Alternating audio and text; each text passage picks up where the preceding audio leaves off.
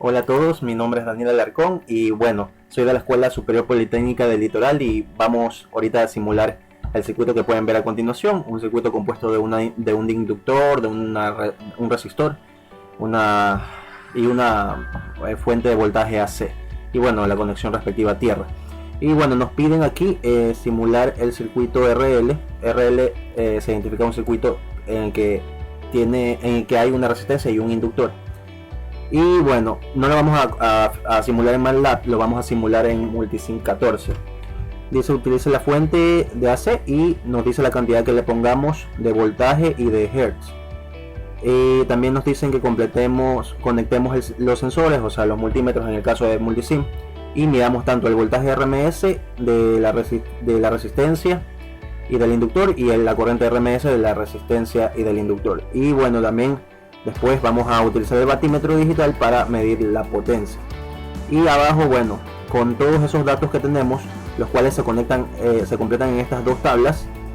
Estos datos se completan con las primeras mediciones y aquí completamos la potencia y con esa potencia hacemos los cálculos para encontrar los demás datos. Y eso lo vamos a ver poco a poco, viendo un poco también de concepto y ver de dónde sale cada uno de las informaciones posteriores a la potencia. Entonces comencemos. Bueno, ya estamos aquí en la plataforma Multisim y vamos a proceder a simular el circuito. Entonces, como sabemos, el circuito tiene una resistencia,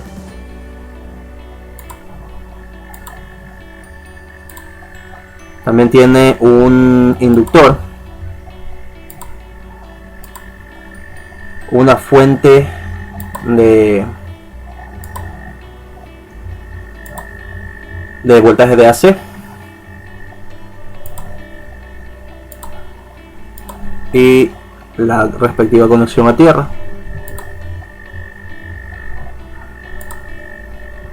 A ver, esta vamos a poner y la tierra. Ok, procedemos a unir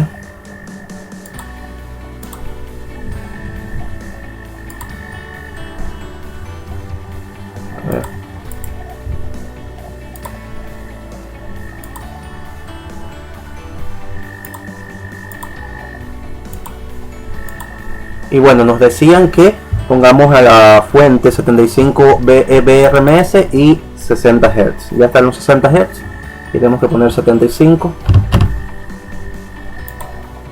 y con eso está el valor que nos piden. Y bueno, la resistencia vamos a ponerle 25 ohmios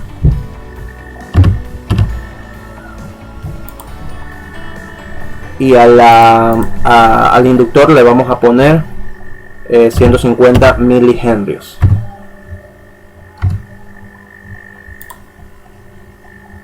Y ahí tenemos los valores completos. Entonces lo que nos pide primero es conectar los sensores, o sea los multímetros en este caso, y medir el voltaje RMS, que es medir directamente en paralelo, ubicar el multímetro en paralelo con la resistencia y ubicarlo en paralelo con el inductor, y ahí medir los respectivos voltajes RMS. Y las corrientes es el mismo multímetro, ubicarlo en serie al lado de cada uno de los elementos y medir la corriente. Entonces vamos a utilizar el multímetro, lo conectamos en paralelo a la resistencia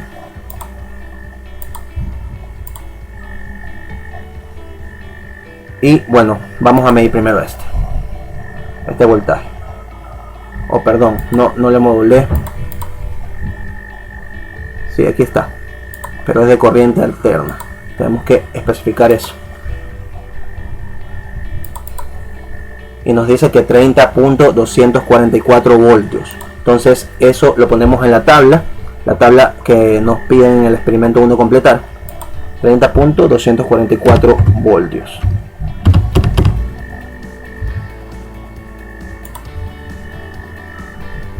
Ponemos pausa. Con el mismo multímetro medimos lo que es el voltaje RMS del inductor y lo conectamos en paralelo. Entonces está bien calibrado.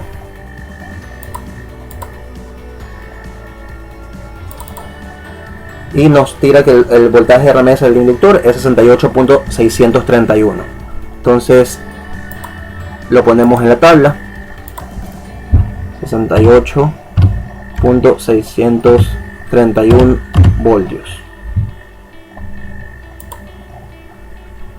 Entonces, una vez que hayamos medido los voltajes, vamos a medir las corrientes RMS de cada uno de los dispositivos, de las cargas.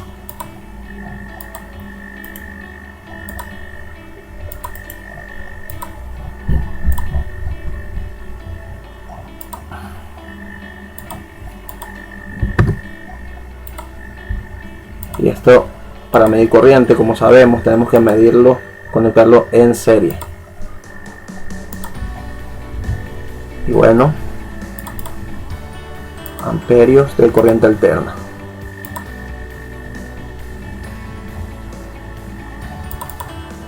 .21 amperios es la corriente de la resistencia. Aquí, como nos dicen miliamperios, corremos la coma 3 lugares para la derecha y nos queda 1210 miliamperios. Ahora, con respecto a esto, se puede asegurar que la corriente del inductor también va a ser la misma, porque el circuito está en serie. Entonces, cuando está en serie, sabemos que la corriente es igual para todos los elementos que están en serie, pero vamos a medirlo igual.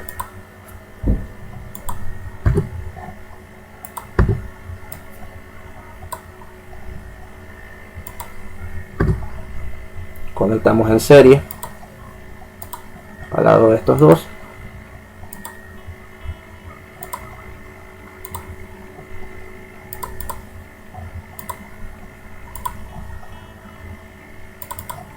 Y vemos que nos da la misma corriente que nos dio acá. Como les dije, está en serie, en todos los elementos nos tiene que dar la misma corriente. Entonces ponemos 1210 miliamperios. Una vez medidas las corrientes y los voltajes, procedemos a medir lo siguiente que nos piden, que es con el batímetro digital medir lo que es la potencia activa que consume el resistor R1. Vamos a medirla primero y después un poquito a explicar esto de potencia activa y todo esto de otras potencias que también se van a nombrar en un momento. Entonces quitamos el multímetro porque vamos a utilizar el batímetro. No, esta línea sale. El batímetro.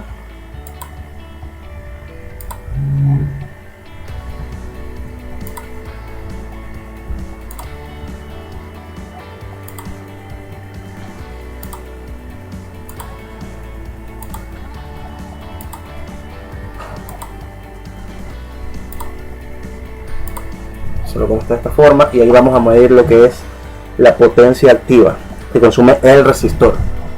Prendemos, ponemos a rodar el circuito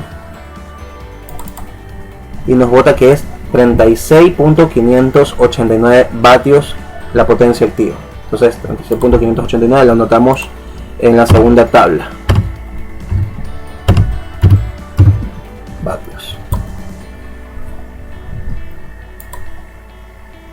Paramos un rato esto. Y bueno, aquí cabe recalcar que tenemos que hacer una pequeña explicación, porque los siguientes valores no vamos a sacarlos por medio de mediciones en el mismo programa de Multisim, sino que estos van a ser por medio de cálculos teóricos hechos a mano en este caso, y necesitamos algunos datos de acá. Entonces, para esto primero vamos para acá, explicar un poco sobre las simbologías. Aquí habla algo del ángulo de fase entre la corriente y el voltaje. El valor efectivo, RMS, son los valores que consume cada uno de los elementos que están en el circuito, y las corrientes. Estos dos son dos de los que acabamos de medir. Y ahorita acabamos de medir también esto, la potencia activa, que es prácticamente corresponde a la resistencia. Aquí dice que es la que se aprovecha como potencia útil. Entonces lo que dice es que cuando entra una potencia total a un circuito, el resistor es el único que va a absorber esa energía, la va a aprovechar. Los otros solo van a ser como un intercambio de flujos de energía, pero no la van a consumir. Entonces la potencia activa se va a medir a un elemento pasivo, que es el que, todo elemento pasivo son los que consumen son cargas que consumen energía, son cargas que aprovechan la energía que entra, o sea, la potencia en este caso. También se llama potencia media, real o verdadera, es debido a los dispositivos resistivos, aquí lo dice. Potencia reactiva, que es la potencia que necesitan las bobinas y los condensadores para generar campos magnéticos o eléctricos, pero no se transforma en trabajo efectivo. Como les digo, no hay una absorción de este tipo de energía para convertirla en otro, como lo que sí lo hace el resistor. Aquí dice, sino que fluctúa por la red entre el generador y los receptores. Esta energía va a fluir entre primero la fuente, y después, cuando estos elementos se llenen de carga, van a fluir para el siguiente, para la dirección contraria. Entonces no van a consumir esa energía. Por eso es que se habla de potencia reactiva cuando hablamos de inductores y capacitores. En este caso hay un inductor en serie con la resistencia. Aquí dice potencia aparente. La potencia aparente es un vector y es la unión de estos dos. La potencia aparente viene a ser la unión de estos dos. En este gráfico se muestra. La potencia aparente viene a ser, como quien dice, la unión vectorial entre estos dos, la suma vectorial. La potencia activa, que es la de la resistencia, y la potencia reactiva, que es la del inductor y el capacitor, o el que esté de los dos, en este caso el inductor. Entonces, acabamos de encontrar esto en la tabla. En la tabla nos piden la potencia reactiva y la potencia aparente. Entonces, tenemos que encontrar esto por medio de cálculos, esto también por medio de cálculos. Esto de aquí, como les digo, se lo encuentra según el gráfico con el teorema de Pitágoras, sería en este caso, porque es un triángulo en el cual la hipotenusa se convierte en la potencia aparente. Entonces, una vez que tengamos la potencia reactiva, como ya tenemos la potencia activa, sabemos con qué fórmula, que es el teorema de Pitágoras, encontramos lo que es la potencia aparente. Y ahí encontraríamos acá. Y bueno, después vamos a buscar el factor de potencia, que el factor de potencia se debe a la capacidad que tiene la carga para absorber energía.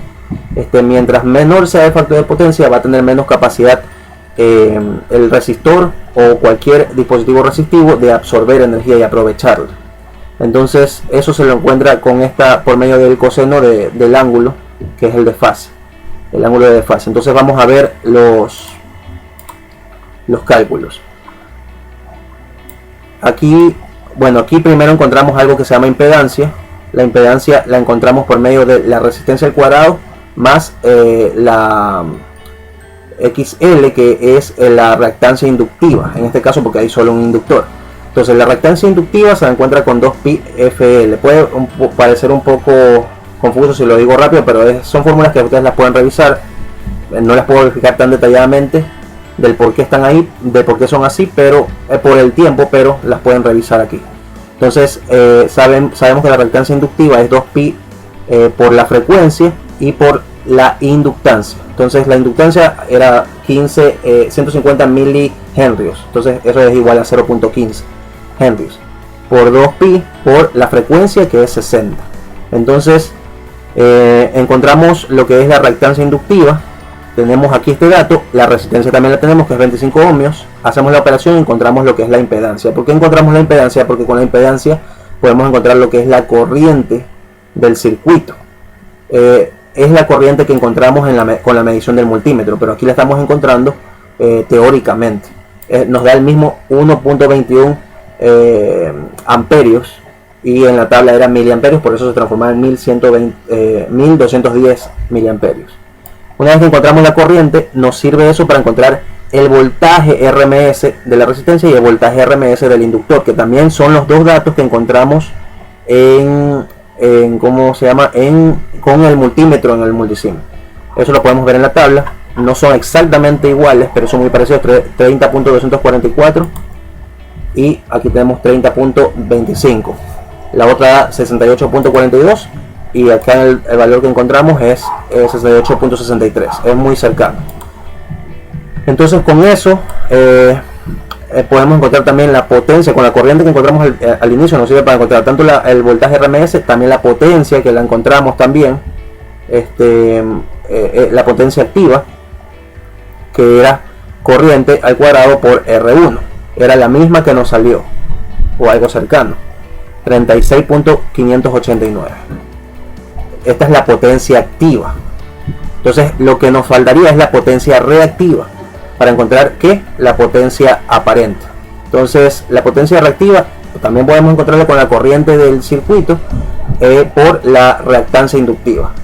Como la reactancia inductiva ya la encontramos acá, podemos utilizarla aquí, multiplicamos eso y nos sale lo que es la potencia reactiva. Con estos dos podemos encontrar por medio del teorema de Pitágoras, como les dije, por la analogía que hay en el triángulo que se arma en el eje de coordenadas, y utilizamos el teorema de Pitágoras para encontrar lo que es la potencia aparente, que es la potencia total, por decirlo así, que sería 90.52. Y el factor de potencia, que también nos lo piden, eso lo podemos encontrar con la potencia activa y la potencia aparente. Hay una división entre ellos y nos sale que es el factor de potencia es 0.404. Eso lo podemos poner entonces acá. QL1 sería 82.79.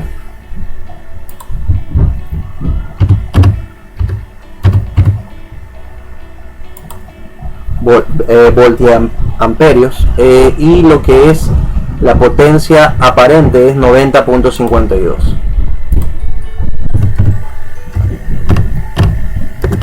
¿Cuánto nos había salido también el factor de potencia? 0.404.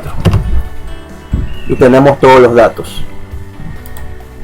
Hasta ahorita tenemos todos los datos. Este ángulo es el ángulo de desfase, y eso lo podemos encontrar teniendo ya el factor de potencia. El factor de potencia es igual al coseno del ángulo de desfase. ¿Por qué encontramos esto? Porque también nos piden aquí en los requerimientos que realicemos el triángulo de potencia del circuito de RL serie propuesto con los datos de la tabla 2. Entonces es el mismo triángulo de aquí, pero ya con los datos verdaderos, con los que nos salieron en el ejercicio, y eso lo tenemos aquí. Entonces aquí tenemos que la potencia aparente es el total, digamos la potencia total de 90.52, la potencia reactiva QL1 es 82.79 y la potencia activa, que es la de la resistencia, es 36.6. Bueno, con esto hemos completado todos los requerimientos de este experimento y será hasta una próxima que podamos simular algún otro circuito de electricidad básica. Esto ha sido un gusto y espero que estén muy bien. Hasta la vista.